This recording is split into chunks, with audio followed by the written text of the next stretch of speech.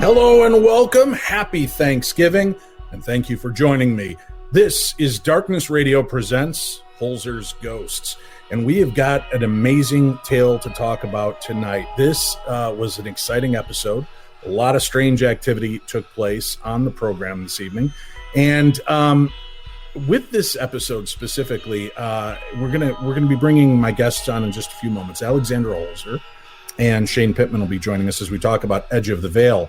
But first, I wanted to just thank everybody for spending a little bit of time with us on Thanksgiving, watching the Holzer Files. Thank you from the bottom of all of our hearts.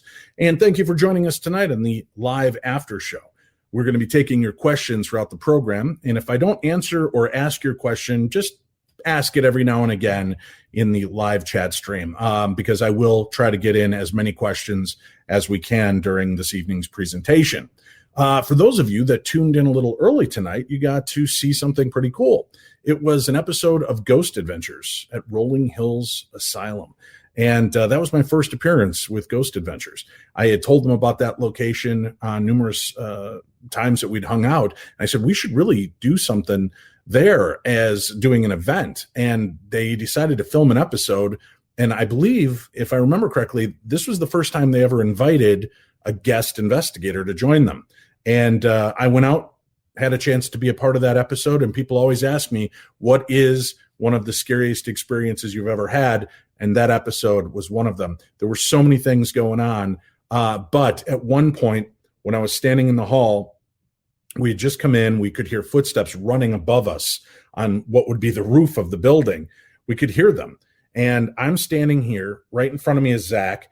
Off and to my right with his camera is Aaron, and then right behind me and to my left is Nick Roth.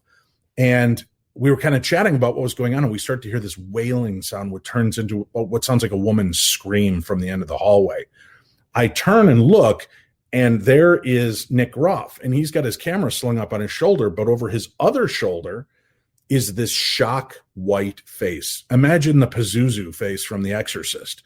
This face was over his shoulder staring. And then as Nick turned his head, this head folded back, straight back. One of the creepiest things, hands down, I've ever seen in my life. That was Rolling Hills Asylum. So if you missed it, that's a shame. You might be able to catch it on a replay, but check it out for yourself. It was, I think, my first TV appearance, period. Then I think I did one on Paranormal State, and then I ended up doing about 7 or 8 episodes of Ghost Adventures.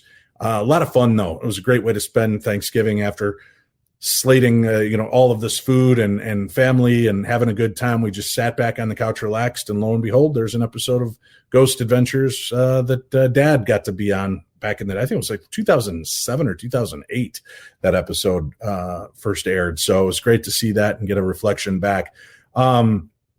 Let's get started. Tonight's episode, Edge of the Veil, episode 5, season 2. We've got 2 guests joining us this evening, and 2 guests featured prominently on tonight's episode. Of course, joining us, Alexandra Holzer. She is the daughter of Hans Holzer and an investigator in her own right. She is also, I want to get this right. Are you a medium? Are you a sensitive? Are you an empath? Are you all of the above? What's the correct title for you? It's confusing. So I came up with I hate labels, just so that we know. I say I'm an intuitive, basically because we all have the ability, and I feel it's pretentious to put myself in one box because I'm growing and changing. I'm an intuitive, and I'm a medium, and I get impressions. So I'm not a psychic where I can predict things. I see people, I see what they're wearing, or I do medical. I can see medical issues, and that's kind of in the past 3 years that's developed. Does that make sense? Maybe I can get you to look at this rash real quick for me, and we. Oh! Only at headquarters. That's right. And here's something I want to address, Alex. I always feel like I'm doing you a disservice introducing you, because here's Alexandra Holzer, the daughter of Hans Holzer. You're more than the daughter of Hans Holzer. You've worked in this field for 20, 25 years, investigating and researching and writing, and you are your own entity. I mean, obviously we kind of have to introduce you that way because of the connection to the Holzer Files. But I think going forward, we're just going to introduce Alexandra Holzer. I'm going to belay the whole daughter of, because, that's always an important part of the story, but you're your own investigator. And I want people to realize that you've earned your own way and wings doing what you do in the paranormal field as well. So that's an important aspect. Thank you. Rockland County, New York. This was a place that drew your father back numerous times. Why do you think this area was so crazy with paranormal activity? That's a great question.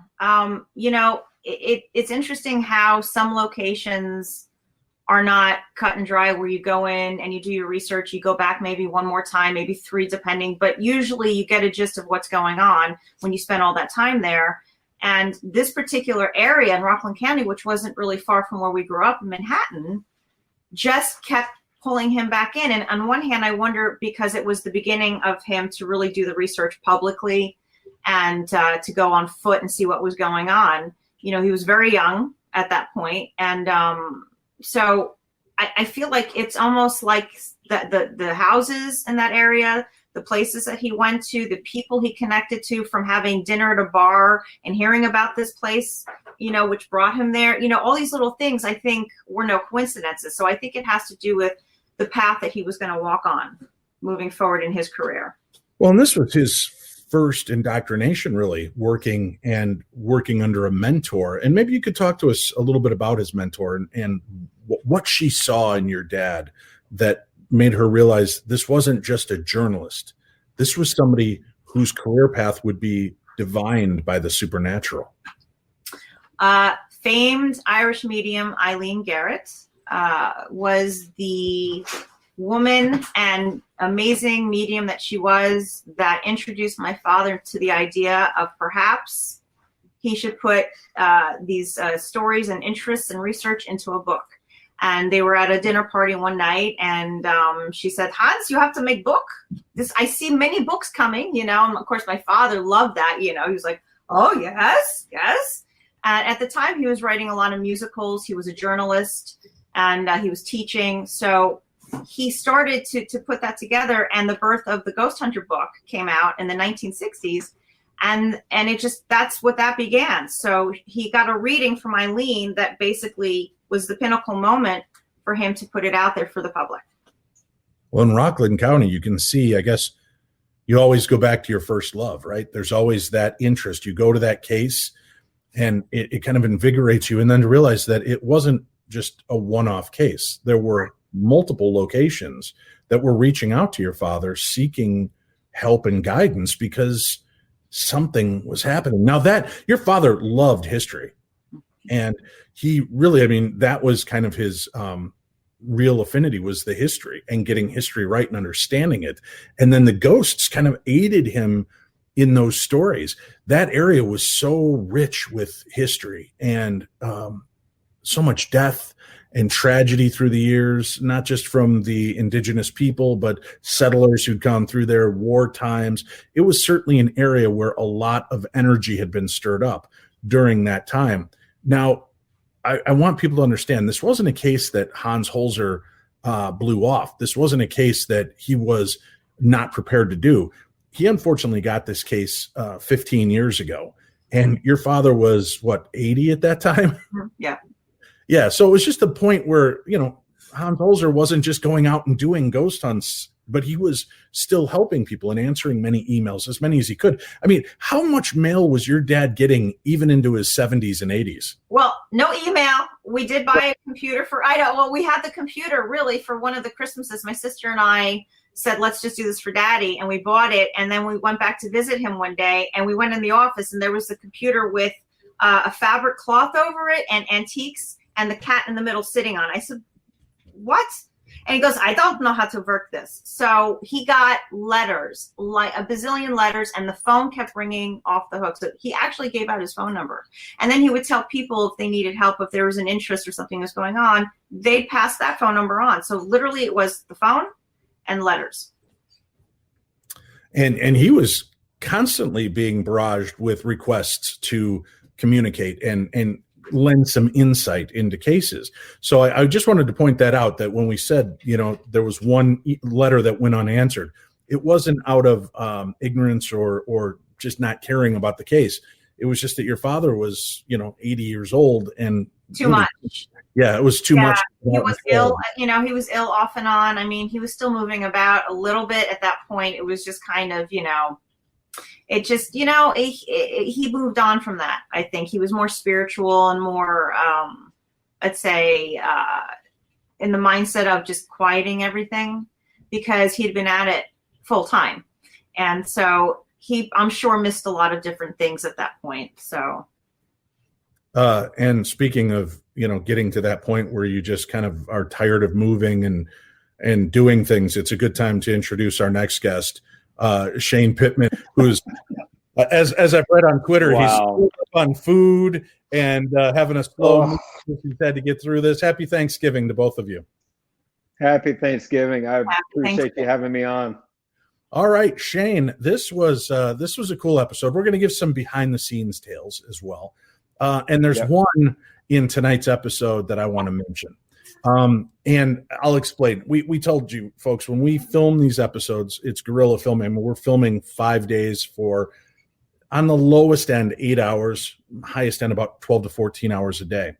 And sometimes you get punchy and you get tired. And although the show is not scripted as a show, there are times we may have to pick up a line because a dog barked, one of us coughed or sneezed or something during the deal. And there was one perfect gem in this episode tonight that I wish would have gone out for the world to see. Do you know what I'm about to talk about, Shane? Alex, after all of these episodes now of poor Shane, we're now 15 episodes in of Shane being sent to the worst locations. We were standing there deciding where we're going to break off. And I personally, I'm just going to be honest, I don't like ghosts of children. It unnerves me to no end. As a father, I don't like it. It's icky. It's weird. And a lot of it is, I don't necessarily believe it's really a child. Sometimes I think they try to reel us in by appearing as a child. And because there was this darker underpinning of a story, I was really feeling uncomfortable.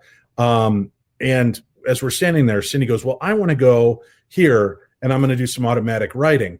And I go, well, you know what? I'm not real keen on kids' ghosts. So Shane, why don't you go to the basement? And without missing a beat, Shane looks at me and he goes, fuck you. You go to the basement, Dave. And we all burst out laughing like that. And unfortunately, it couldn't be used. I wish it would have. Had we not all laughed, had I been more shocked, I'm sure it would have made the final cut of the episode. But we made it. But I loved it because there was just that one moment, that one brief shining moment. Shane stood up and told me to screw off and go take care of it myself. And we ended up breaking up and going off into our different locations.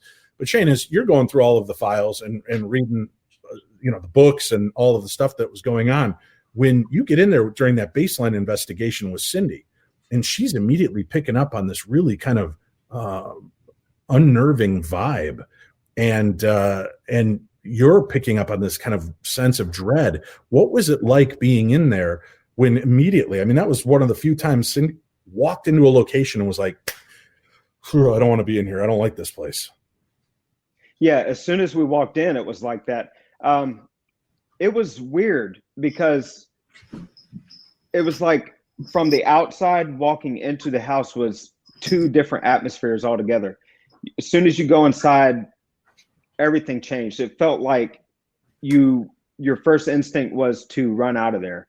It was a really creepy vibe. And then there were certain areas of the house that had different vibes too, like the basement. We're talking about that. The reason why I said that to you is because I don't know if TV gives it justice, because going down there, and Dave, you saw, because we investigated it a little bit later, that didn't make the episode, but it is creepy down there, man. And just the vibe alone is completely off from the rest of the house. It's almost like it's its own separate thing there. It's just, it's really hard to explain unless you are there, And one thing that I don't know if you were privy to, Alex, Bob Mazziello is a delightful guy.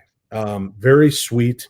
He's very nonchalant about his ghosts. The one scary encounter he had when the hands reached up through the bed and choked him, that was his most unnerving. But for the most part, he had learned to just kind of grow with them. And the reason there were all these tunnels under his house was he believed the spirits were trying to bring him to something. So he's been digging under his house for years. And you get down there, and there are little pilings of rocks holding up the house. Yeah. And you're underneath there. And that was part of the unnerving part. I got underneath there, and I'm like, oh, this thing could come down at any time. And when we went down into that basement area, I'll explain a little bit more of what I saw. Again, I'm going to ask our camera guys to, we have to do a moment once in a while in an episode when it's looking brightly lit, and that looked like there were lights up all over that basement. Those were IR lights so that we could film and see around the basement. I couldn't see anything. Right. It was black down there. It was dark. And as I'm looking, trying to get my eyes to adjust, and I've got our camera guy, Rob, is standing there filming me, and I'm doing EVP. We're hearing things moving around back there. And I'm like, does this come out anywhere? Nope. What's down there? He's like, it's just a dead end. And I'm like, but dude, you're hearing that? He's like, yeah, I hear that. And as we're kind of chatting, I turn back around and I'm trying to communicate. And this little, I would say like a 5 foot tall spirit, like a kid's spirit, came running by, stopped and looked at me, and then took off running to the back wall. And that's what threw me. I wasn't expecting that, because it wasn't just like this quick, sharp dart of a shadow. It was a kid, and he stopped and looked right at me and then took off again. That's why I went backwards. Now, what didn't get shown in the episode was he had that area separated by just these pink insulation walls, right? He had put up pink insulation to kind of separate some of those darker cavernous areas from the other part of the basement. And when I saw that and I backed up, I lost my footing, backing up quick and trying not to hit cameraman Rob on the way out. And I go through that wall like the Kool-Aid man, right? And I caught the rim of the wall with my elbow going through, and I stopped myself. And had my elbow not caught that, what you didn't see was on the other side, when you watch that episode, that scene, and you see me laid back into that wall, right behind it is a full rack of wine. This guy had all these collectible wines.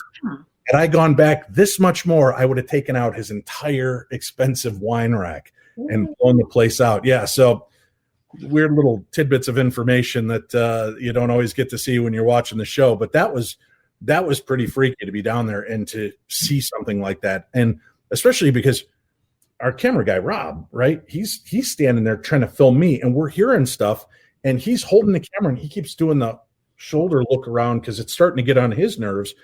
And that's why the camera angle is so crazy. They show my thermal camera. They show him rotating because he's trying to keep up with me. And you got to give the guy credit because he's checking on me to make sure I'm okay. But we're both hearing something running around in the back.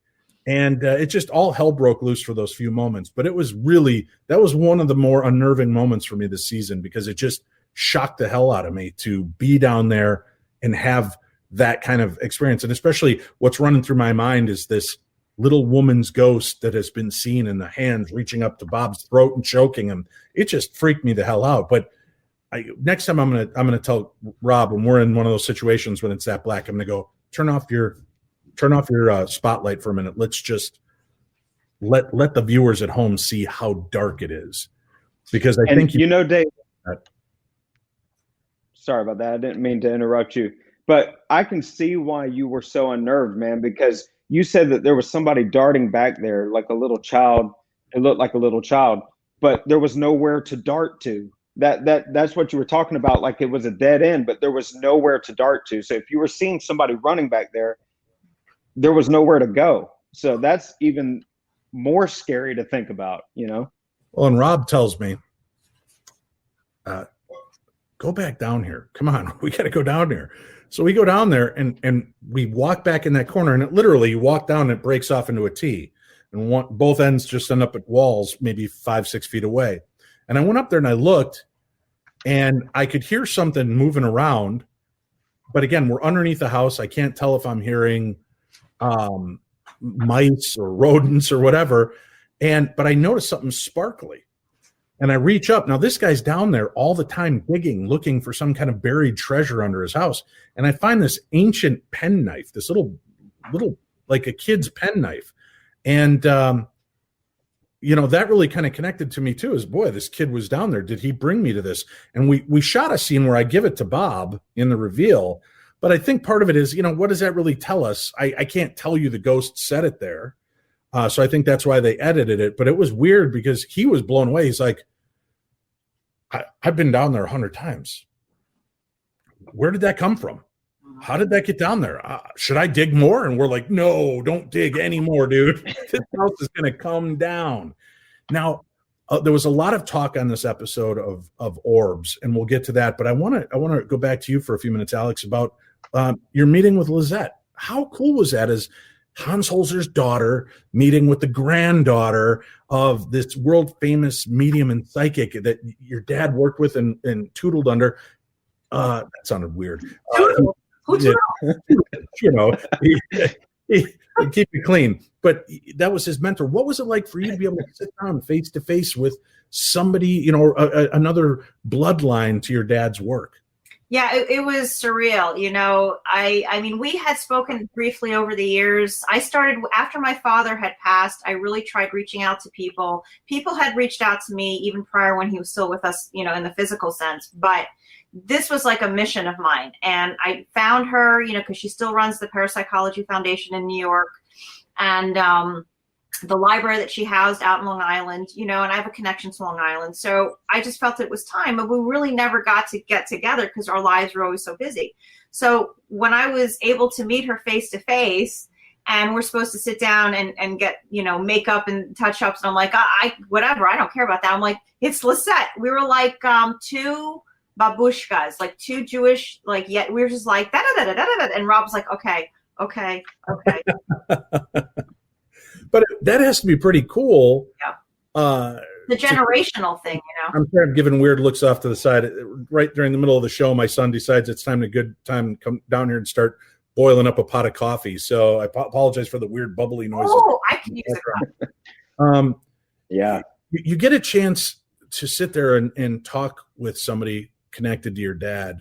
Are those moments golden to you, that it's read through? It, you know, the opportunities I've been granted, because like I said, life is busy and you can't just go and do what you want once you have kids, you know, it's just the reality of it.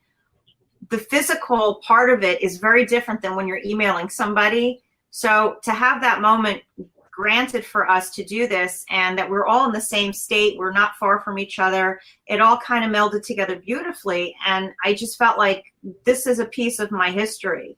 This was her grandmother worked with my father, but they were really dear friends. You know, it was beyond that. And she's so loving with me, you know, and it's like another continuation of Garrett and Holzer. It's really surreal like that, you know. And you know, being able to carry on and do the investigations yourself and kind of not really following your father's footsteps per se, other than you're also an investigator of claims of the supernatural. You know, getting a chance to reconnect to those grounding ties. Does that help you going forward with your own work in research and investigations? It's a great question. It does. Every year I look back on where I was. I take notes, and as I meet more people and they come to me for help, and if I can get to them, I do local. So, but I always, you know, you can do remote viewing, and I've learned to start doing that as well. I always have my father in the back of my head. And then when I was able to connect with Lisette, it just kind of continued. And then I would picture Eileen, and then I would see her forming, and then others around who I don't even know who they are. And I said, this is huge. This is huge. So following in his footsteps as the daughter and a generational bloodline, call it what we will, I am also a different person. Number one, I'm a woman. We do things a little differently, and I'm intuitive. So I tap into that side. And then the other side of me is very academic, where I want to be a scientist. I'm not. But I want to think like one, and I want to break it down because I don't believe everything. I doubt everything first, and then I start picking it apart. Where my father, he didn't become sensitive until later on in life. So when he created the Holzer method, where he decided to use a medium as a tool, which went against his PhD, let's call it what it is, and bring the two together. He was just had that one role, kind of like what you're doing now on the show, and before, just because you've been doing this anyway, getting to the bottom, asking the questions, being very serious about it, and everything else is blocked off. And then he would let other people do their job because he felt that was the best way to gather all the data. Because if you're doing everything at once, you're going to miss a lot. And so for me, I have to decide on a case, who am I going to be? What role am I going to play? So I have to learn to train myself to separate it. Mary Ellen asks, Alexandra, do you have spirit communication with your father? Oy vey, do I ever? Yeah, and listen, it's not like I asked for it. I was still grieving 3 days after he had passed, and I had a dream. Now, we all know about dreams, and we have precog abilities, and, things happen maybe 2 years down the road, but we remember the dream that all of a sudden something just happened, and you want to know why it's familiar. It's not deja vu, it's you've dreamt it. But we're not always aware, we don't pay attention, and we forget as the day goes on. So 3 days he had passed, and he came to me in a dream, and all I could see were his feet and his shoes. And I knew it was him. That's part of intuition, It's hard to prove something when you have to feel it from inside. And so then the feet started moving. Then there was a big brass band in Manhattan playing. And I said, oh, my God. So the first thing he came to me and he showed me was, look, my feet are working again. When he had died, he couldn't walk anymore. His last year of life, he was in a chair, and that was it. So I knew right away he was showing me I'm free. I can still now look at me, and that's when that all began. And I had shut it down for a bit. I didn't want to deal with it. When we're grieving, it's really hard to say, yeah, well, I know where you are. You're fine. When it's your own, it's different. And so it started to build from there. So for the past 11 years, the dreams became physical realities in my home. He knocks things over, his books. He's so vain, but he knocks his own books over. We've got a bucket experiment that pings every so often. So we've been documenting it for years now, trying to still figure out, decode what that is, and then I can hear him at times. And it's not that I wanted this. It's because when he tells me things, they're happening. So it's where he was in life, in the afterlife. It's real. It's real. And I battle with that sometimes. It's crazy. Well, Jeffrey Cutlip asks, Alexandra, where can you buy one of your father's books? Good question. You can go on the Amazon.com because they have everything. They own everything, including the toilet paper I can't seem to find again. What the hell? I swear to God, it's starting again. Channeling. I know. Just type in Hans Holzer. I don't know. On Amazon, there's a lot of great ones. Are there links on your website at Alexandra Holzer as well? There aren't. I'm really bad like that. But all the publishers, we're down to 3. They all post them. They don't even update their websites anymore. They just put everything on Amazon. So I've learned that if you type in Hans Holzer, it brings up Crossroad Press publishers. You've got Barnes & Noble, which they go under different hats now. And it's really not much on there. And Black Dog, which is part of Hatchet Publishing in Manhattan. But they don't do this anymore. They all have changed it, I think, because of the digital era. Everything goes on Amazon. You have to type in the author's name. Well, I'm going to go off script here for a minute before we take a break. I wanted to tell you guys something strange. So I'm in this living room the other night, and my daughter and my son, Max, are sitting over on the love seat. And everybody else is spread throughout the house. And all of a sudden, we hear very clearly the sound of a woman crying. And at first I'm thinking, oh, well, you know what? The anniversary of my wife's father's passing and well, not the anniversary, but he passed. This is his birthday coming up, and maybe she's being emotional about it. But I can hear the shower going, and this cry sounds like it's coming from right over here. And then I'm thinking, okay, my daughter-in-law just had a baby. There's all that emotion and things. Maybe she's crying, and my son comes walking upstairs. And I say, is Claire okay? And he goes, yeah, why? I'm like, well, we just heard her crying. Was that Claire? He goes, no, Dad, she was hopping in the shower. I'm like, dude, we just heard a woman crying. And he goes, no, that wasn't it. So my poor stepson, who's young, is sitting there, big eyes wide. And he's like, yeah, I heard it. And so my daughter has told him, oh, no, it was my TikTok. I was watching TikTok. That's what you heard, because we don't want to freak him out. But yeah, we're sitting in here. We heard crying on 2 separate occasions within a few minutes. And it was like full woman sobbing. And it was really unnerving. So I gotta be got to be honest, I'm starting to get a little unnerved with what happened this season, Shane. Maybe going back to these places where the ghosts are so hungry again. I don't know if we attracted energy. Are you having anything weird happen? I know you had something weird happen when you were on the road with your wife physically or psychically picking up on a site we were about to visit with no clue of where we were going. But have you had any weird experiences since we've returned home this season? Well, it's funny you asked that, man, because just yesterday, my wife was talking to me. She was in the kitchen. I was in the living room, and she was just talking about something I can't remember. I'm sorry. I can't remember what she was talking about, but I know that's bad. But she said, and she never feels things like this. It's rare that she does, but she's like, she stops in mid-sentence and she says, Shane. And I said, what?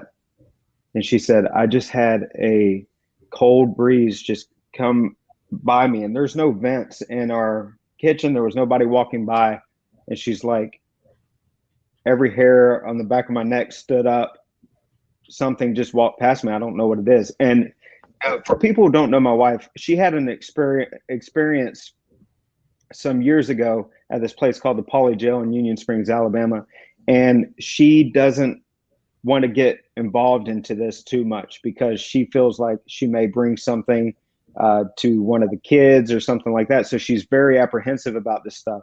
So for her to stop dead in her tracks and to say something like that, really strange. So I can't explain it. I don't know what it is, but that was something that just happened yesterday that was really out of the ordinary in the house. So yeah, I'm with you, Dave, man. I don't know. I mean, this season has been crazy, freaking crazy. I mean, the evidence that we've been capturing, all of this stuff, the experiences that we've had, I wouldn't doubt if, something's happened and we've possibly brought something home or whatever else. It's just been a crazy season and a crazy year. So I don't know.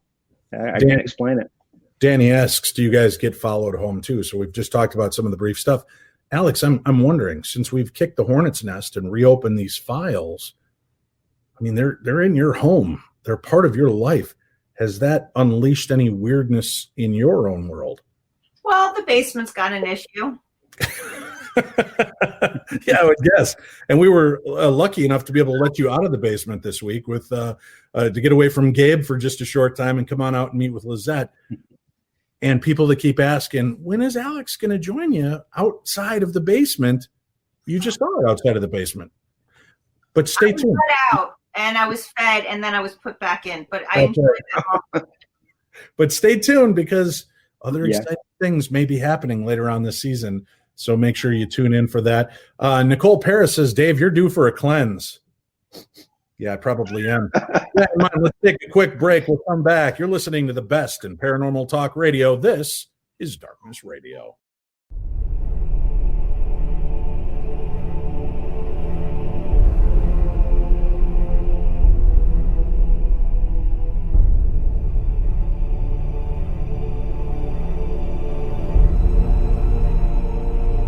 And we are back. Thank you for tuning in. This is the best in paranormal talk radio, Darkness Radio. You can hear us every week, Wednesday, Thursday, Friday, with brand new episodes of the best in paranormal talk radio. Every Tuesday, True Crime Tuesday. Now, Shane, a lot of questions came in about shadow trackers, those tools. They want a little bit of better understanding of how those tools work. I do as well. I mean, I know you describe it to me on set, and you're walking me through what needs to be done and how these will work or will not work. And then we have to address the orb situation again. Now, I'm curious, Alex. Yep. I know your dad wasn't big into equipment. With photographs, what was his stance on orbs? Did he have a stance or? We had the great orb debate at my sister's house in Riverdale in the Bronx one day. And I was doing photography. I had taken photography in college as well. And my mother and I were going through the photos, and she was like, I could see it. And so people laugh, oh, there's a face in there. How do you know it's pixelated? But you can clearly see when you know how the photo was taken, the environment that it was taken in, the time, the temperature, all of that. Again, there's that scientific part of it where you have to break it down. And so we've got all these shots, still frame shots of the same scene, and these circular shapes with some of them have different colors. And so my mother was explaining to me that certain colors are peaceful and other colors are negative energies, if you will. So when we brought this up to my father, and first he's like, "Where are my glasses?" And they were on his head, by the way. So that was really funny. And so I said, "Daddy, please put them back on your face. They're on your head." He's like, "Oh yeah, okay." So we show him the pictures, my mother and I. My mom, she worked with him for 10 years and she's also very intuitive, and there's that whole lineage as well. So he's looking at them and he's like, yeah, but I don't see nothing. This could be anything. And so he really didn't want to even go there with those. I saw it differently because I know what the frames look like. I knew what the environment was, contained. There was no issues. And I couldn't explain how something could form. See, because the energy forms, it changes shape. And so it's not a dust particle and it's not a bug flying by. And, and it's not outside, it's not raining. So I really had to deduce that possibly it's how energy forms, and then it gets the label it gets, and then, on it goes. But he didn't like them. Yeah, I'm not a fan. I'm going to be honest with you folks. I'm not a fan. We've talked about that before. But there are instances where it gets weird. I think we mentioned last week on the show that the shuddering orb that moved down the sleeping berth of the USS Constellation, and as it moved past this one hammock, it began swinging back and forth. That was two things coming together, creating something interesting. Now, for the most part, we're in old, dusty houses. There are bugs, and at that time, it was warm out, so there were bugs, dust, moisture, things like that. But Shane, explain to me how the shadow trackers work. What actually triggers them? All right, so the shadow trackers, they're basically motion detectors, and so if anything passes over them, it's going to light up the LEDs, and it's going to light up in the direction where the movement is coming from. Now, what people don't know about the shadow trackers, a lot of people don't know about them, is there's different modes to them. So there's 5 different modes that you can set them to, and it's basically the sensitivity of, which basically the footage, as you will, of where the shadow can pass over to make the LEDs light up. So in this particular instance, I set the sensitivity really low. So you have to be basically right over it. Whenever they cut to the actual scene where I'm running my hand over it, if you go just a couple of feet up, it's not going to go off because the sensitivity is so low that you have to be right over these shadow trackers in order to set them off. So that's basically how they work. It's movement, it's motion. Something has to go directly over them. It's something powerful too. It's not just a little bug, right, or a dust particle flying over them. That's what was so weird about this sketch is, first of all, you hear footsteps and you see this energy move over, and as it passes directly over the one shadow tracker, it begins blinking and flickering and then goes out as it veers away. So that was really bizarre. Yeah, that's bizarre. And what's crazy is it was only that one. So you see this, whatever this energy form was, moving over it, but it only hits that one and makes it go off. So it makes you wonder almost as if they can, show themselves in any way. You know what I mean? It's kind of weird. Like if they can choose a piece of equipment to show themselves with. And with the whole orb situation, 9 times out of 10, I'm not a big fan either. 9 times out of 10, it's environmental. It's a bug. It's dust. It's things like that. It's something you can explain away. But what I look for personally is compounding evidence leading up to that event or right after the event. So if, just like in this case that you guys saw, you see this energy manifestation come up, but then you see our shadow trackers light up at the same time. So it's compounding evidence with that. So yes, we saw a lot of strange things that we couldn't say for sure if it was a bug or dust or anything like that throughout this case. But personally, if there's not compounding things leading up to or happening right after it, we have to disregard, because 9 times out of 10 is something environmental or something that can be explained away. And I've got to mention watching during the live tweets, which I love doing every week. So you follow us on Twitter and just use hashtag Holzer Files, and you can tweet along with us and communicate, and we're usually on there. I love that people are like, why aren't you talking about the orbs? Why aren't you talking about the orbs? We're like, well, we're still in the middle of the investigation. At this point, you're watching it. We haven't even seen that footage as investigators. We still have to go back. Right. So nobody's talking about the orbs as nobody has seen them.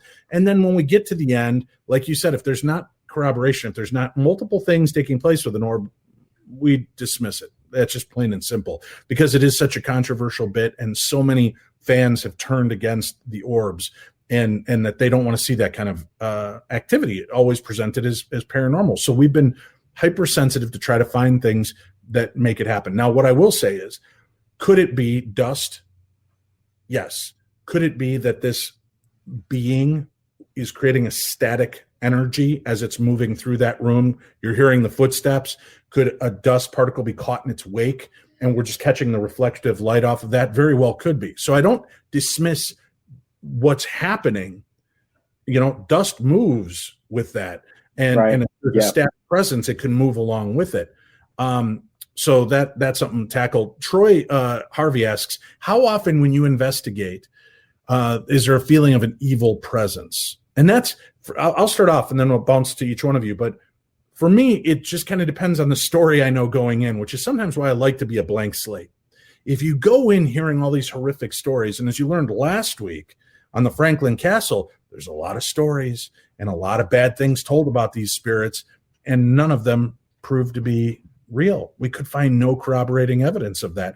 But you go in with that mental picture, you start to get that feel. Then are you truly picking up on an evil presence, or are you picking up on your own fear factor? So to me, it's hard to differentiate those. So we all try to take breaths, and we'll all anchor each other. There are times I get very flustered, and Shane will talk me through it, or Cindy will sit me down and, Dave, just take a couple deep breaths, or she'll talk us down, or she has to be talked down because she's starting to feel agitated by our energy and the energy of the spirits and the location. So there's a lot to that. But how about you, Alex? I mean, you've been on a lot of investigations yourself. How often do you ever walk in and think, ooh, this is just evil? This isn't just creepy. There's something evil. Yeah. A few years back, we actually had gone to a place called the White House, and you can Google it. It was in Goshen, New York. It was a murder house, and they tore it down a couple of years ago.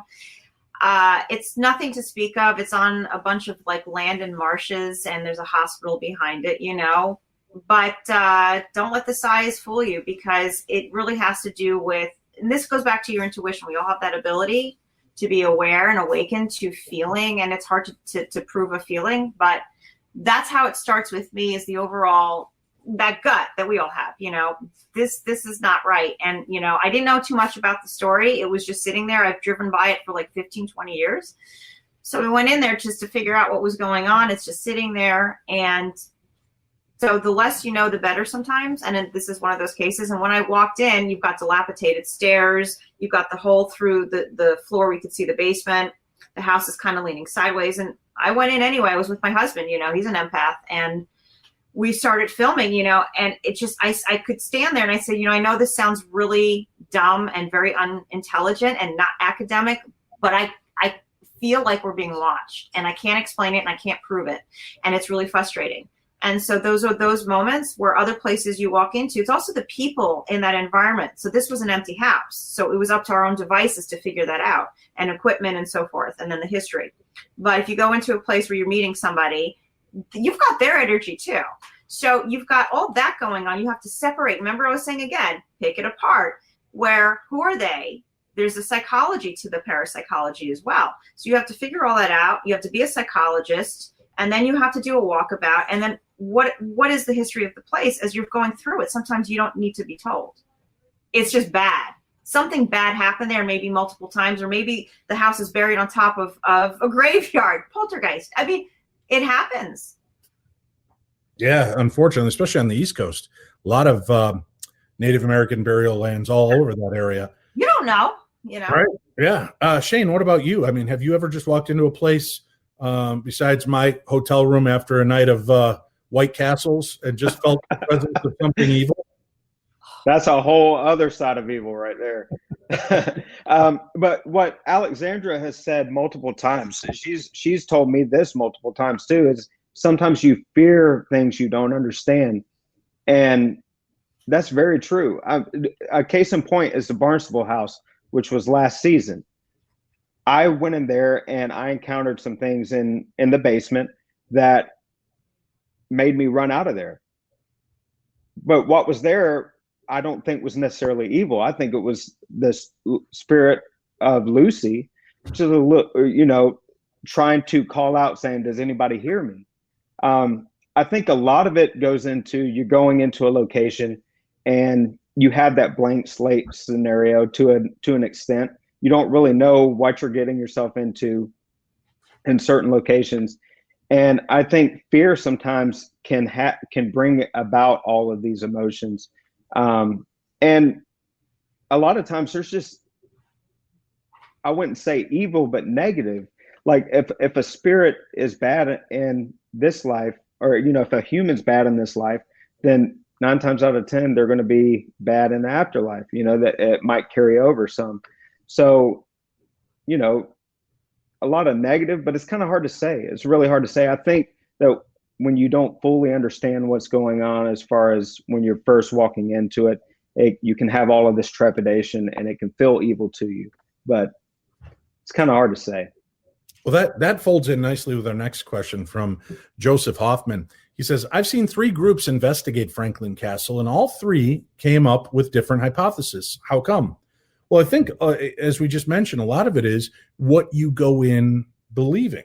If you go in believing that the stories of Hannes Tiedemann are true, that he was a brutal man who murdered a servant, and the lies have been told and the stories have been told, and they've kind of created a life of their own, a tulpa, look that up, folks, TULPA, or thought form. Words have energy. Words are powerful. And when you tell the same story over and over and over and over and over, you start to imprint upon an area a story, a ghost. There's the famous Philip experiment. And for those of you that are not familiar, go research that. That's a fascinating experiment where this group of students created a ghost in Canada, I believe, and they called it Philip, and they gave him a backstory and history, and then they'd investigate the home and they'd get the answers that they had planted, the technology. Other people would come in and get the same answers. So it really leads you to question how powerful and how integral are we in an investigation. What we do is we go in with what knowledge we've been told, the stories and everything, but we also try to go in with a blank slate. We'll use the history we know to try to communicate, but we're open to whatever is there to make communication with us. So I think the reason people will have different experiences is they came in with a different theory or a different thing in mind. And let's face it, we're probably all guilty of this at one point or another, but when you go in with one theory, you kind of want to find the evidence that proves your theory. And not many people will walk away from that. We went in with one theory and one set of beliefs, and we slowly, through talking to people and everything, had it chipped down. Now I have to ask, did the other groups that go in there do as much research and work and history as Hans Holzer did? And then our researchers did? And then our team did by going out and talking to historians and talking to experiencers and talking to everybody that we could get our hands on, reading articles and books and diaries. So we really kind of had this overarching story point of understanding a much bigger dynamic of this story and realizing that, and again, I do want to clarify this. A lot of people beat up on Di Romano last week. Don't beat up on Di Romano. That's her house. That was her family. She was 4 years old when she lived there. These are the stories that were told to her by her family, information that we weren't calling her a liar. We weren't calling her family liars. We were saying her family was fed misinformation because we can track that those stories never existed before the 1960s. There wasn't talk, Hannes Tiedemann murdering people. There wasn't this talk. So she was being very protective of her family. She was being very protective and was fearful that we were trying to cast aspersions or a shadow over her. We weren't. She even admitted, and I think if people pay attention, she admitted that the people that had the place before her and even after her, tried to perpetrate some fraud, hiding bones in the wall that they suddenly uncover and trying to get attention for that location. So she's acutely aware of the fact that there has been shenanigans, but she's a girl who grew up hearing what mom and dad had to say, and she believes them. And who are we to come in and in one day tell her she's wrong? And she was very, I appreciate that she stuck to her guns. I appreciate that she kept in line with what she wanted to believe. We could only do what we can do. People say, does it frustrate you that you can't turn a skeptic into a believer? No, our job isn't to make you believe. Our job is to share the story, and we leave you, because we believe you to be an intelligent source, to make up your own mind.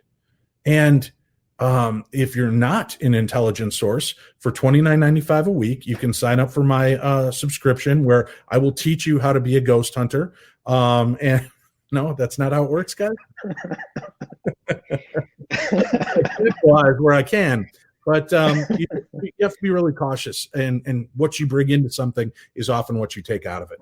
And we can see that in our culture today with politics, medicine, even going down to things like the abortion topic. You come in with a concept, nobody's going to sway you from it, because you're going to find the things that make sense and line up with your facts, and you're going to throw away everything else. So that might be why, Joseph, there are 3 different iterations.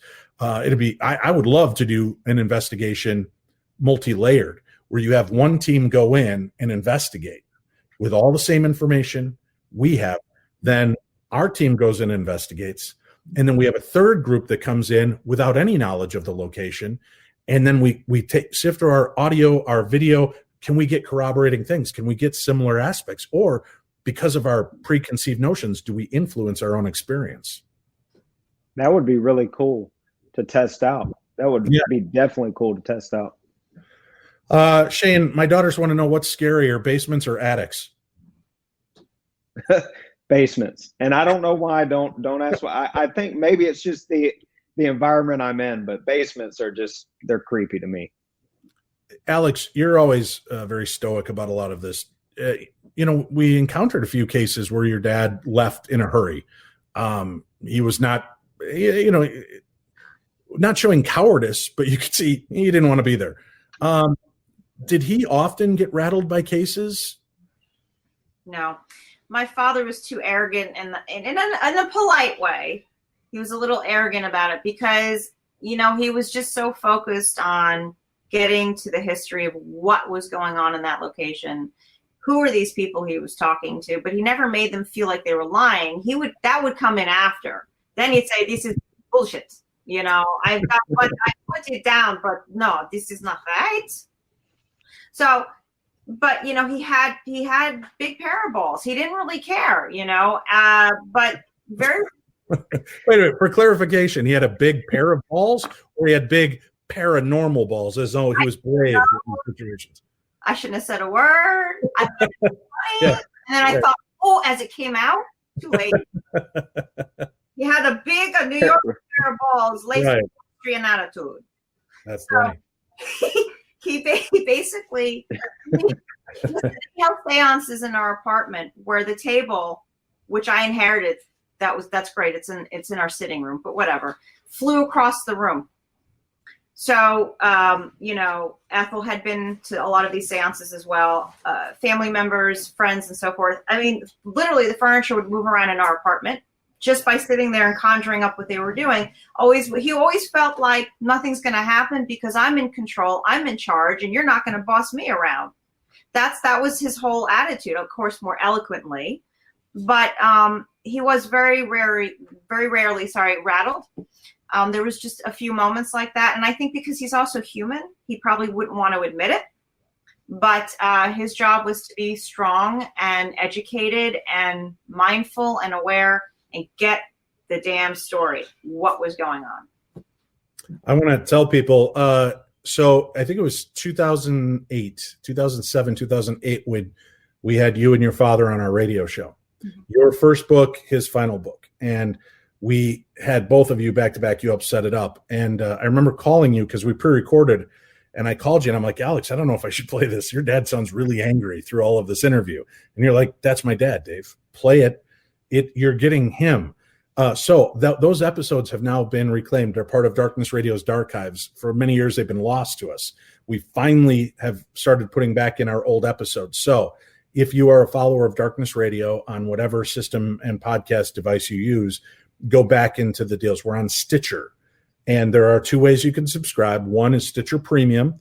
It's around $5 a month, and it gets you all of the shows ad-free, no commercials. But not only do you get our show, you get every show on Stitcher Premium's platform for that $5.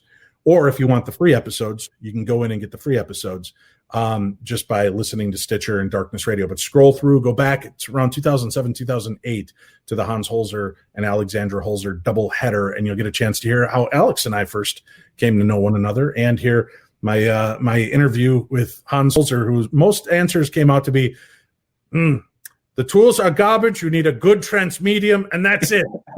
for an hour, that's the only answer I got when it came to anything about the current field. Well, he didn't get even worse than that. Sometimes we're like, what the shit is this? I would love to have just sat down and watched Ghost Adventures or Ghost Hunters with him for one night. Just to. He actually watched a couple of Ghost Hunters because I was watching. I was so excited after In Search Of. I was looking for something else. You know, this is God forever ago, right? And so I started watching it. I had called him up. I said, Daddy, there's a show called Ghost Hunters, plural, you know, because he had a show, Ghost Hunter. And he goes, what is this? I said, so I told him where to watch it, you know, and so he turns it on. I'm waiting. A week goes by. I don't hear from him. I'm like, what's going on? So I call him back. He's like, I'm like, Daddy. He's like, yeah, what's going on? You okay? I said, good. You need vitamin C? No. Did you watch Ghost Hunters? He's like, oh, what shit. What is all Hollywood? I don't know. I'm not there. I don't know what to tell you. Shit. Brad Kershaw, how has feedback been on this season? I feel it's awesome. Each show gets better and better. There better be a season 3, 4, and 5. Well, Chad, I hope there's a 6, 7, 8, 9, and 10 as well. The season seems to be going well. We need to hear from all of you. Keep listening to Darkness Radio, giving me your feedback. Come here every Thursday after the show and make sure that you make your voice heard and make it aware that this is what's going on and that you love the show. And every chance you get, tweet and Facebook and tag Travel and tell them how much you love the Holzer Files and how it has to stay on. And it's truthfully a groundswell. Watch the show if you can live on Thursday nights. If you can't and you DVR it, watch it within 48 hours of the time it aired so that it counts towards the ratings. That's how you'll save shows like ours and any of your favorite shows out there. Now, let me mention next week, December 3rd, Holzer Files has a marathon that day. I think there's like 8 or 9 episodes, some from season 1, some from season 2, and our brand new episode that will air at 10 o'clock Eastern, 9 o'clock Central, 10 o'clock Pacific. It's called Blood in the Water. And this was a pretty weird case, Shane. I remember we go in, and this is another example of going in with one set of expectations only to have it blown away and realize it's much bigger, right? Than did Lee Harvey Oswald shoot alone. It was one of those kind of cases where as we started to pull at the strings, the tapestry unwoven, we realized how big the scope of this haunting was. And it's kind of cool because what was the name of the town? Is it Cohasset? Cohasset. No, it wasn't Cohasset. It was the conference house, right? No. Blood on the Water. Isn't that the? It's too much. It's too. I don't know. I'm trying to remember all the dang names of the episodes. I think it's Conference House, if I'm not mistaken. But is that Rockland? Staten Island? No, Conference House is on Staten Island. Yeah, I don't know. Watch next week. You'll be as surprised as we are.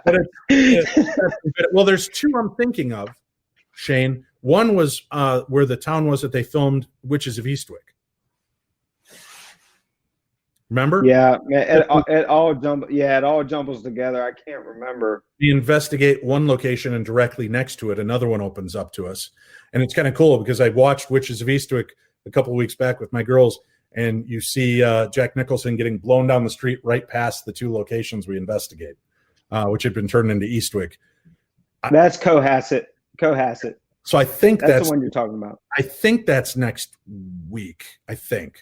If it's not, it's the conference house. Both have kind of a creepy, similar vibe to the story. That's why I'm being very cautious how I go forward with that, but both are great stories. But there's a full marathon next December 3rd. So make sure to watch that too. Watch the reruns, watch the new shows, and share it. You know, constantly people are telling me, God, I didn't even know you guys were back on. So tell your friends, tell your family, tell your neighbors, go out and talk to the dog, whatever. Let everybody know that the Holzer Files are back on Thursday night.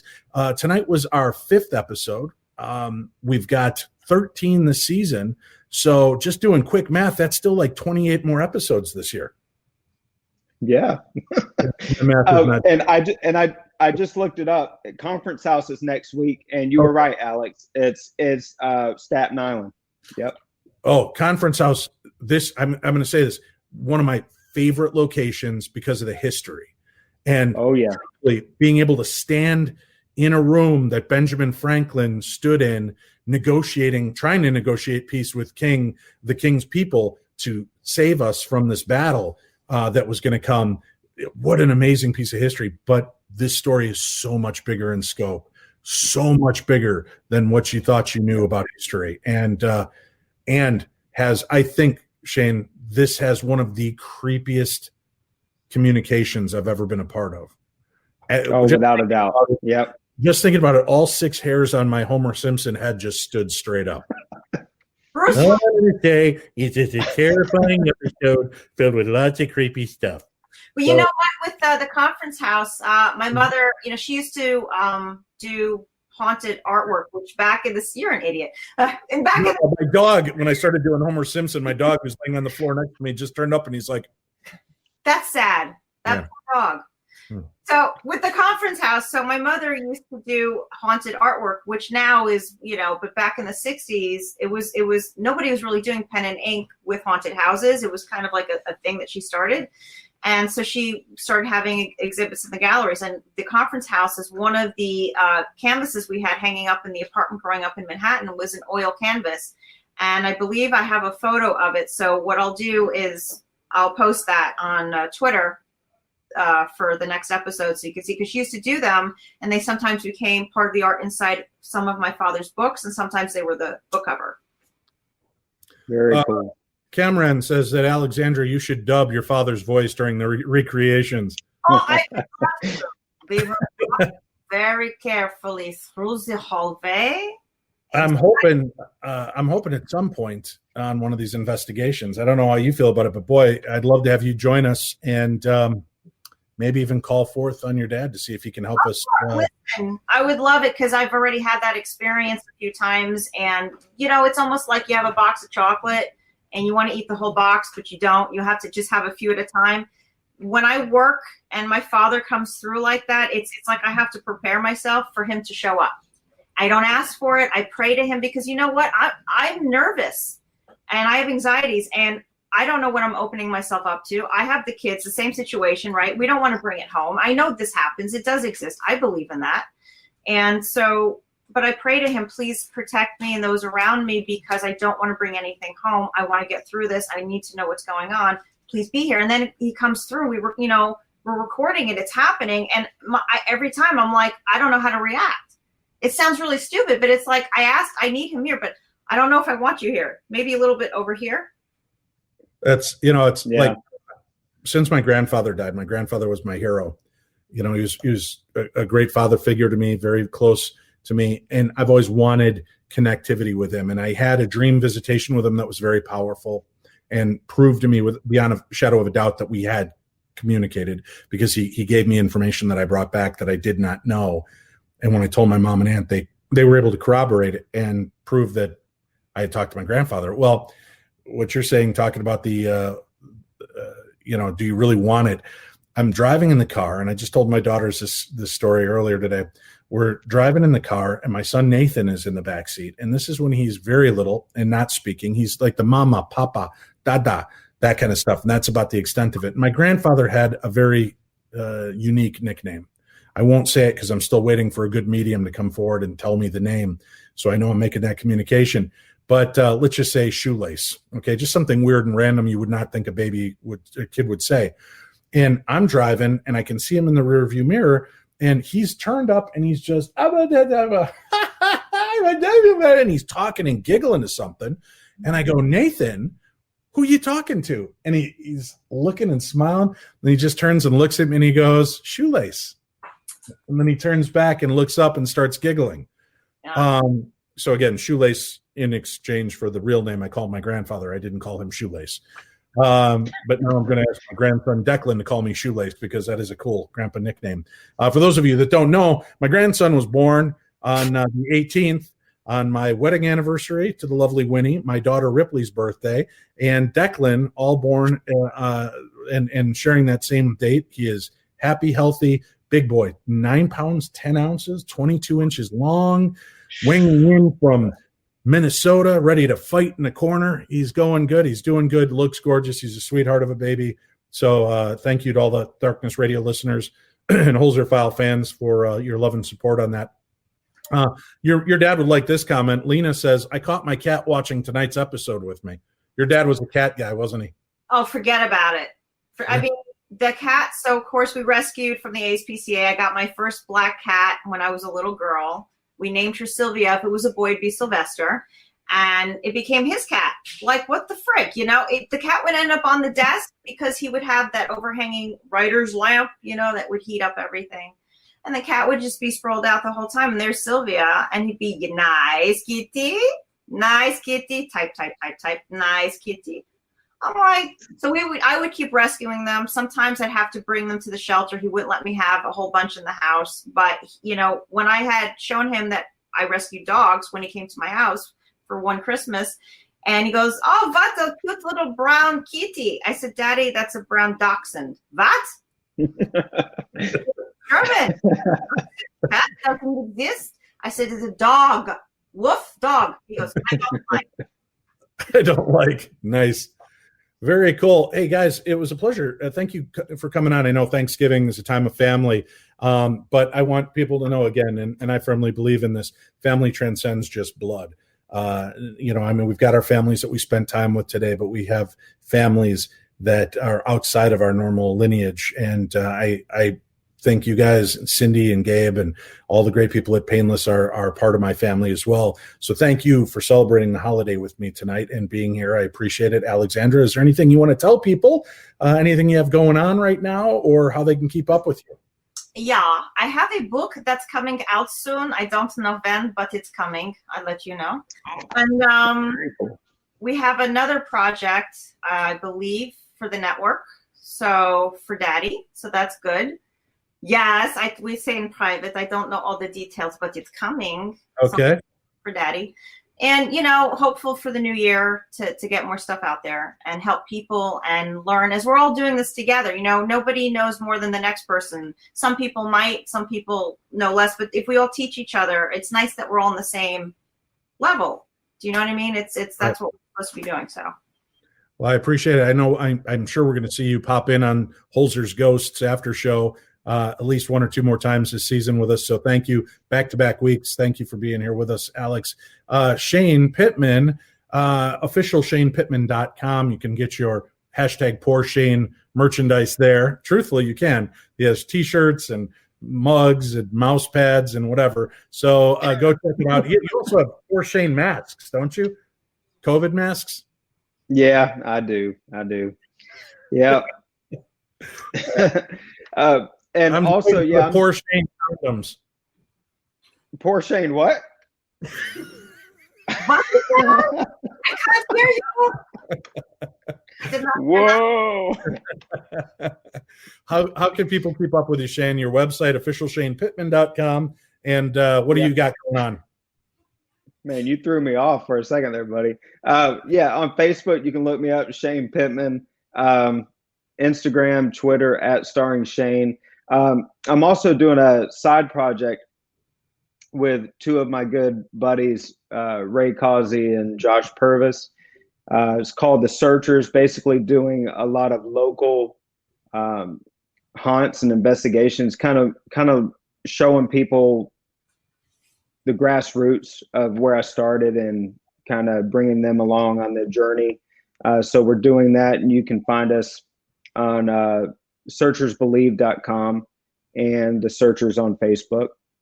And that's basically it. And I just wanted to say too, that to all the viewers out there, you guys have been so awesome. Like, the support has been unreal, and we really do love you guys. We really appreciate your support of Hans Holzer's work and us carrying it on and things like that and doing the best we can. You guys have been phenomenal, and we appreciate you guys. Very much so.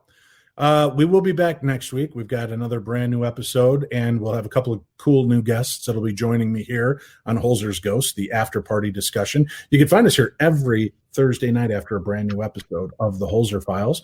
We'll be here to discuss the episode you just watched and go a little deeper and answer some of your questions. And what you can do to not miss this is make sure you subscribe to my YouTube channel if that's where you're watching this. Or when you go to my Facebook page and you see these pop-ups every Thursday, make sure you click the little star so that way it alerts you when we go live. And then share it to your pages. Let's get a big group out here. And I challenge all of you to start tweeting with us every week during the show. Let's get Holzer trending on social media. Holzer Files, hashtag Holzer Files every week. Let's do that. Let's just get the numbers up through the roof and have the world recognize this gentleman and his great work and the files that we represent, and go back out to investigate. So stay safe, everyone. I hope you all had a wonderful time with your family. Be kind to one another. Be patient. And remember, we're all going through something a little weird right now. Let's just go through it and be weird together. We'll see you again back here next week on the best in paranormal talk radio. I'm Dave Schrader, and this is Darkness Radio.